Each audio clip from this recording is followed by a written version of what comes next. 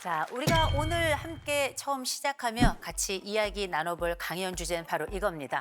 연애를 망치는 관계 중독.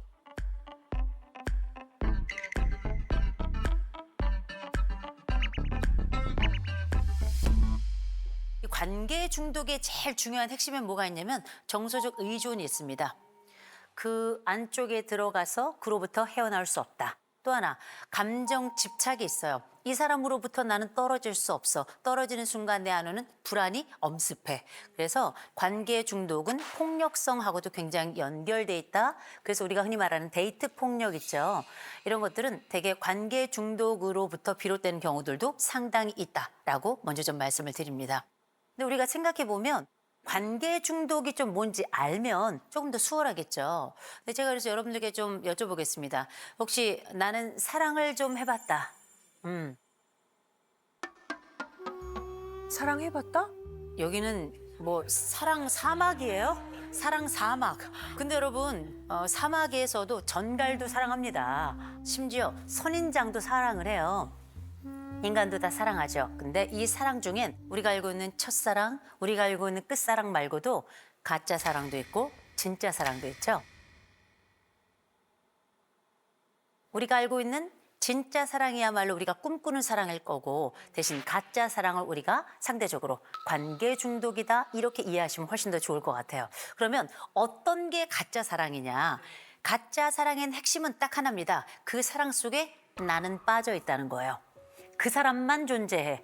나는 그 사람과의 관계 속에 늘 부차적이거나 혹은 나타나지 않는 존재로 사무적인 게 아니라 이 사람을 위한 사랑. 서로의 사랑 속에 나의 그림자조차 잘 나타나지 않는 그러면 가짜 사랑이 실제 관계 중독으로 나타날 땐 어떤 유형이 있는가? 크게 한 세 가지 유형이 있습니다. 첫 번째, 해죽형이 있어요.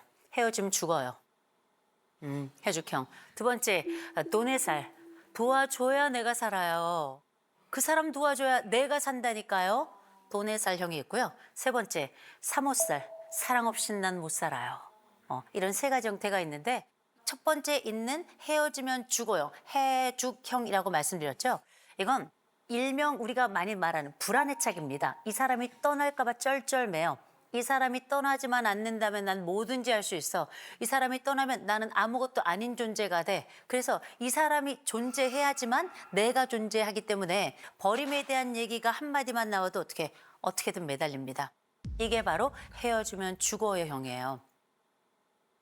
제가 좋아하는 영화가 있습니다. 혐오스러운 마츠코의 일생이라고 하는 영화가 있는데요. 일본 영화예요. 주인공은 마츠코입니다. 이 마츠코는 동거를 시작하죠. 이 남자가 동거를 시작하자마자 때리기 시작합니다. 그런데 매번 마츠코는 그 남자가 오기를 기다려요. 어머. 그러나 돌아와서 조금만 못마땅한 게 있으면 이 남자는 다시 폭력을 행사하죠. 이때 마츠코가 했던 얘기가 있습니다. 맞아도 괜찮아. 버려지는 것보단 나아. 우리가 이 헤어지면 죽어요 형이라고 하는 것이 병리적인 관계 속으로 이미 들어가 버리는 거죠. 그럼 이 사랑은 진짜 사랑일까? 아니라는 거죠. 두 번째 유형이 있습니다.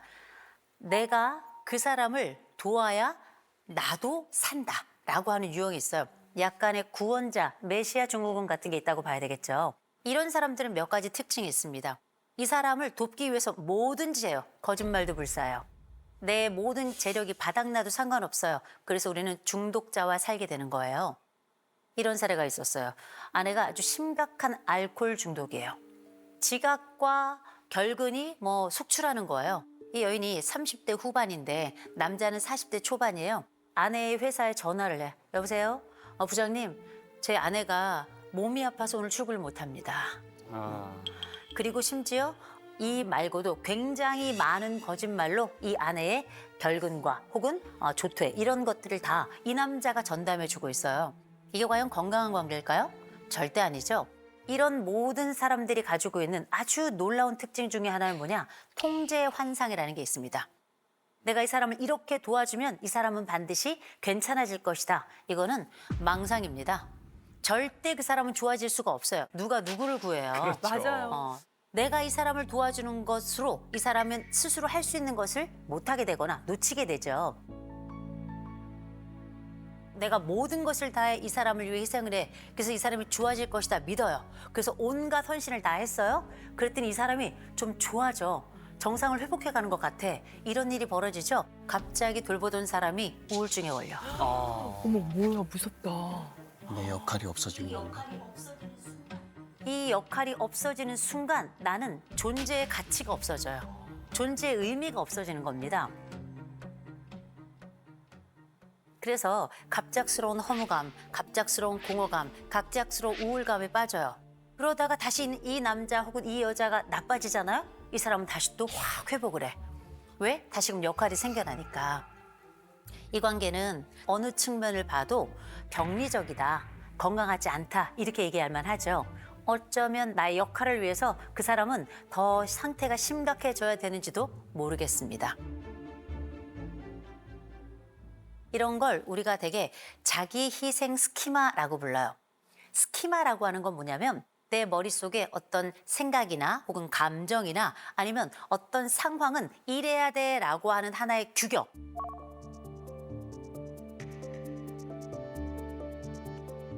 그래서 이 규격과 틀 안에서 우리는 생각해요. 그래서 이를테면 이런 거죠. 강아지가 예쁘다 생각하는 분들은 다른 강아지도 선뜻 만져요. 고양이가 무서워하는 사람은 다른 고양이도 절대 만지지 않습니다. 스키마가 있어서예요. 내 머릿속에 강아지는 귀여운, 안전한, 고양이는 무서운, 두려운 이런 구조가 딱 짜있기 때문에 그 구조에 맞춰서 우리는 생각하고 행동하고 말하는 거거든요. 자, 제가 이야기 하나 해드릴게요. 너무 예쁜 분이 상담을 왔어요. 이 여인 옆에 한 남자가 같이 들어왔습니다. 이 남자는 이 여인보다 키도 작아. 인물도 없고요. 배도 불룩 나왔어요. 이 여인이 이 남자랑 동거를 하고 있거든요. 어떻게 살아가고 있냐면 이 남자가 맨날 때려요. 때리는 것도 때리는 거지만 이 여자가 이제 유튜브도 하고 해가지고 돈을 벌어와요. 돈을 벌어오면 이 번 돈으로 이 남자가 놀고 먹어요. 이 여인이 예쁘잖아요. 세련됐잖아요. 정말 성놀이개처럼 성관계를 해요. 그럼 우리 같으면 어떻게 해? 나는 도망가잖아요. 도망가야죠. 우리 같으면 그렇게 살 수 없잖아요. 근데 이 여인이 뭐라 그런 줄 아세요? 이런 남자 없대요. 왜? 이런 남자 없대요. 응? 자기와 살아주는 이런 남자 없다는 거예요. 납득이 안 돼요. 가스라트겠나 보다. 그러니까. 그 얘기 딱 끝나자마자 이 남자가 저를 딱 쳐다보면서 이 여자 보세요. 나니까 사는 거예요. 어머머머머머. 이 여자 봐요. 이 형편없는 여자 보세요. 이 여자 어떤 여자인 줄 아세요? 지 손 하나 제대로 깨끗이 못 닦는 여자예요. 이게 무슨 말씀인가 했어요. 그랬더니 이 남자가 이 여자가 손을 씻고 오잖아요. 검사를 해. 다른 거 검사 안 해. 딱 손만 검사해요. 깨끗이 씻었나 안 씻었나. 여인이 33살이에요. 이 남자가 이 여자를 나무래. 더럽다. 지저분하다. 형편없다. 그리고 나서 경우에 따라서 폭력이 발생하기도 해요. 아니 왜 살아? 이런 남자랑 왜 살아? 어이가 없죠. 이 여인은 성장하면서 무슨 일이 있었냐면 이 엄마가 이 딸을 정말 쥐잡듯이 했어요. 제가 깜짝 놀랐던 게 뭐냐면 그 엄마가 이 딸 손을 검사했어요. 너무 놀랍죠? 그리고 이 남자가 손 검사를 한 거야. 아무것도 없는 이 양아치 같은 남자가. 그러면서 어떻게 나의 성장의 스키마, 엄격하고 나를 함부로 대한 엄마가 싫기도 했지만 나는 이미 그 구조 속에 살면서 익숙했기 때문에 다시금 이 여자는 고향을 찾아온 거예요. 그렇게 그 관계의 반복이 이 남자와의 관계의 반복으로 이어지고 있죠. 진짜 무섭다. 와, 진짜 무섭다. 자기 희생 스키마가 있는 사람은 다른 사람을 돌보느라 내 모든 것들을 다 희생하더라도 이 사람만 살리면 되는 거예요. 심지어 내 몸이 다 문드러져도 상관없어요. 내 돈이 다 날아가도 상관없어요. 그 사랑을 위해서 나는 모든 걸 불사를 수 있어요. 와. 이렇게 이야기하는 거거든요. 이건 사랑이 아니죠. 그 모든 순간에 내가 없으면 그건 사랑이 아닙니다. 기억하셔야 돼요. 세 번째로 좀 말씀을 드리자면 네. 이런 유형이 좀 많아서 사랑 없이는 난 못 살아요. 형. 그렇죠. 우리가 사랑이 없으면 어떨까? 내가 사랑받지 못하면 어떨까? 예를 들어서 두 분 결혼하셨잖아요. 네네, 네. 근데 사람마다 네. 불안할 때가 있잖아요. 있죠. 두 분은 불안을 어떻게 처리하세요? 이거는 충분히 내가 겪을 수 있어라고 생각하고 난 다음에 그 다음에 잊어버려요. 그 다음에 아무 생각 없이 그냥 딴 영화를 본다던가 뇌를 비운다 그럴까? 뭐 그렇게 약간 좀 이겨내는 것 같아요. 근데 그렇게 심하게 불안증이 심한 스타일은 아닌 것 같아요. 저는 약간 좀 무디 스타일이지. 어떠세요? 요새 제가 극복하는 방법 중에는 이제 책 같은 거 보잖아요. 그래, 사실 이런 정도의 좌절과 불안은 나를 성장시키는 거야. 무너뜨릴 수 없어. 성장시키는 거야. 그런 거를 이제 자꾸 되뇌이면서 그래, 뭐 별거 아닐 거야. 뭐 이렇게 하고 넘어가려고 할수 노력하고 있다. 있어요. 예. 아니 호전 쌤은 네. 어때요? 약간 불안함이 좀 있으신가요? 어떻게 이겨내세요? 그러게. 전 그냥 먹어요. 아니 어제도 라면을 2개나 먹었대.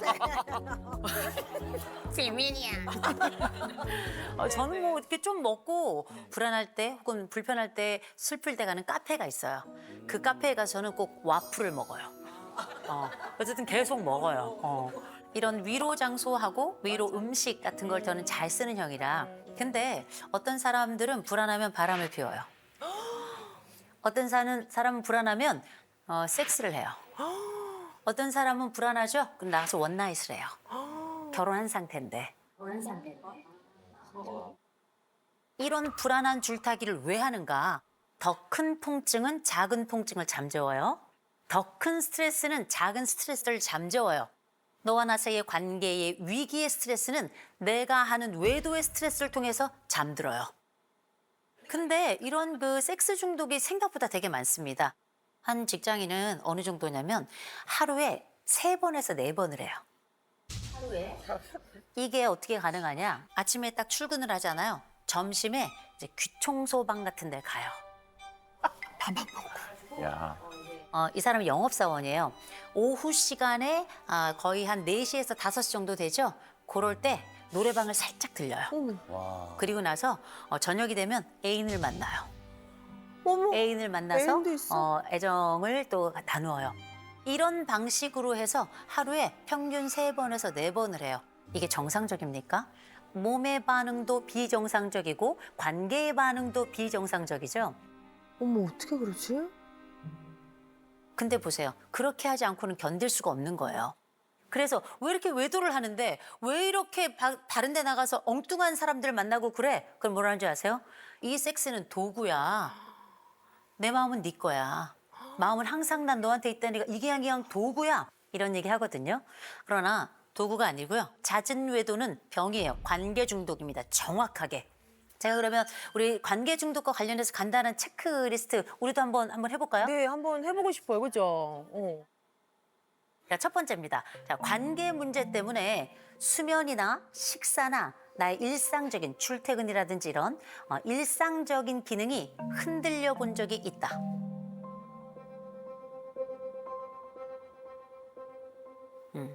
두 번째, 같은 패턴에 집착. 내가 이 사람 만나서도 똑같이 그렇게 되더니 또 다른 사람 만났는데 또 그래. 이런 특정한 관계 패턴이 자꾸 반복된다. 세 번째, 관계를 끊어야 된다는 걸 머리로는 아는데 몸이 말을 안 듣는다. 또 하나, 극단적인 위협. 너 떠나면 나 죽는다. 이런 말이 자꾸 나온다. 혹은 들었다. 마지막, 상대가 분명히 폭력적이고 착취적인데 그래도 그 사람이 나를 사랑하잖아. 이런 생각이 맴돈다. 하나나 2개만 돼도 문제가 있어요. 그런데 이게 3개가 넘어갔다? 전 잊지 마시고 반드시 상담 받아보시라. 이럴 때는 상담을 조금 받아서 건강한 대상을 내 스스로 이렇게 하나의 스키마로 다시 설정을 해야 돼요. 그리고 누군가를 새롭게 만나는 동안에도 이게 나쁜 관계로 흘러가지 않도록 상담자의 도움을 받으면서 조율을 받으며 그렇게 사랑을 시작하면 훨씬 더 안정적일 겁니다. 제가 진짜 요즘 정말 요새 2030의 마음에 안 드는 얘기를 들어요. 자기는 나쁜 남자를 좋아한대요. 미친 거예요. 나도 그랬어 20살 때. 제정신이 맞아. 아니에요. 맞아 구원해줄 수 있을 것 같아. 나쁜 남자? 어떻게 당해봐야 알겠어? 아무것도 남는 것 없이 버려져야 그렇게 인생이 소진돼야 그제서야 정신 차릴래요? 그거 왜 그런 줄 아세요? 한 번도 건강한 사람을 찾는 방법을 배워본 적이 없어서 그래요. 맞아. 그래서 내 스스로도 한번 생각해 봐야 됩니다. 나는 어느 지점에서 빠져나올 수 없을 정도로 매몰되어 있는가. 그리고 날 완전히 상실한 상황에 그 사랑에 혹시 내가 들어가 있는 건 아닌가. 그렇다면 자르기 하셔야 돼요. 자르기. 이 사랑이 진짜가 아니다고 생각이 드죠? 자르기 시작하셔야 됩니다. 우리가 사랑하면서 관계 중독에서 멀어지고 동시에 나를 보호하면서 참된 사랑을 시작하는 바로 그 지름길이 되지 않을까 싶습니다.